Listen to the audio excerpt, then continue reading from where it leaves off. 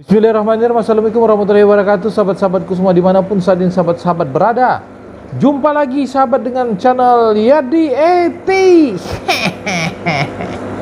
Sahabat, di kesempatan kali ini hari yang keempat Ramadan kalau tidak salah ya. Ya, semoga kita selalu sentiasa dikuatkan untuk menjalankan ibadah puasa bagi sahabat-sahabat yang melaksanakannya. Oke, sahabat-sahabat semua, kita akan membahas ini ya, bertepatan dengan bulan Ramadan nih. Badan lemas, lesu gitu ya. Mudah capek ya, tapi mau tidak mau kalau ikan peliharaan kita, ikan kita kan harus dirawat, sahabat. Nah, bagaimana cara perawatannya versi saya nih di bulan Ramadan? Ada yang 9 tank ini ya, yang harus kita rawat. Ya, paling tidak rutinnya untuk menguras atau WC-nya, water change-nya gimana. Oke, yuk simak saja intro dulu.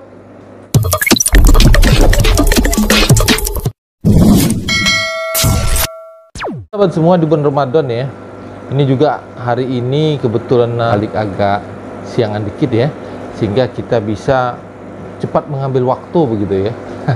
Sebelum kesibukan lain yang datang, nah udah kita nih, karena air akuarium di seluruh akuarium saya ini sudah kotor, sudah tidak layak lah ya, sudah ya tidak bagus lah untuk ikan kita. Maka saya harus cepat menguras ini sebelum terjadi sesuatu pada ikan-ikan saya ya. Ya, di bulan Ramadan ini ya tentu tidak serta-merta seperti biasanya karena badan lemes gitu ya. Ya, jadi saya mensiasati di bulan Ramadan ini ya, untuk menguras akuarium saya ini. Biasanya saya sampai 90% air saya kuras. Nah, untuk bulan Ramadan ini saya 70% lah, 70% ya, maksimal 70% cuma saya kuras, sahabat. Kemudian ya pembersihan biasalah ya, sama dengan waktu tidak bulan Ramadan, jadi dibersihkan semua. Kalau filter, nah filter pilih-pilih nih. Kalau filternya masih bagus, artinya masih belum terlalu kotor gitu ya. Nah, itu tidak dibersihkan, tidak dicuci, sahabat ya. Jadi kalau filternya seperti ini, yang ikan koki ya mau tidak mau nih, ikan koki kan kotornya terlalu banyak ya dibandingkan dengan ikan arwana ya. Tapi ikan arwana ini juga saya bersihkan juga ya tadi. Ya, cuman si arwana Belitung yang tidak saya bersihkan filternya ya, karena dia masih bagus gitu, masih layak lah untuk tidak dibersihkan. Bukan apa-apa sahabat puasa, lemes. Tapi alhamdulillah ya, jadi ini ya mau tidak mau, jadi besok kita akan kuras lagi, tinggal berapa.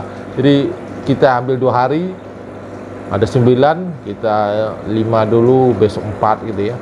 Nah, dengan bertahap begitu ya tidak terlalu capek lah ya, walaupun capek tidak terlalu capek gitu. Ya itu ya sahabat. Jadi sahabat, di bulan Ramadan ini berkenaan dengan ikan peliharaan kita ya, tetap dia ya, 2 minggu sudah kotor, sudah tidak layak airnya ini. Kalau bagi saya ya sudah tidak layak, artinya tidak layak sepenuhnya gitu. Jadi kalau kita mau kuras ya paling tidak 50% lah dikuras di WC ya. Nah, seperti yang saya lakukan ini sudah 2 minggu, sahabat. Jadi saya kuras itu sekitar 70%, semua 70% saya kuras. Saya bersihkan akuariumnya.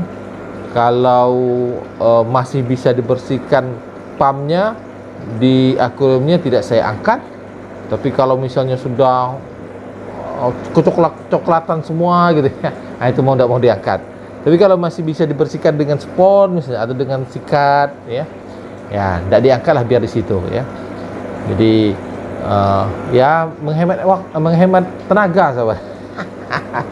Ya alhamdulillah ini sudah kinclong lagi ya, sudah bersih lagi ya, dengan 70% tadi ya. Air biasa, sahabat, air tetap keruh ya. Dimasukkan air ya tetap akan keruh dia, makanya ritualnya seperti biasalah ya, pakai probiotik, pakai metalin-bu, pakai garam ikan. Nah, ini sudah kinclong lagi nih ya. Nah, begitu. Jadi intensitas di bulan puasa ini kalau saya mengurangilah untuk pengurasan akuarium, biasanya misalnya 1 minggu sekali, ini ya paling tidaklah 2 minggu sekali ini ya. Jadi kalau ini 2 minggu ke depan lagi insya Allah akan saya kuras ya. Karena bagaimanapun ikan itu ya, kalau sahabat-sahabat yang pemula sih mungkin belum terlalu paham begitu ya, belum terlalu berpengalaman lah begitu tentang ikan ya. Tapi kalau kita yang sudah berpengalaman lama gitu,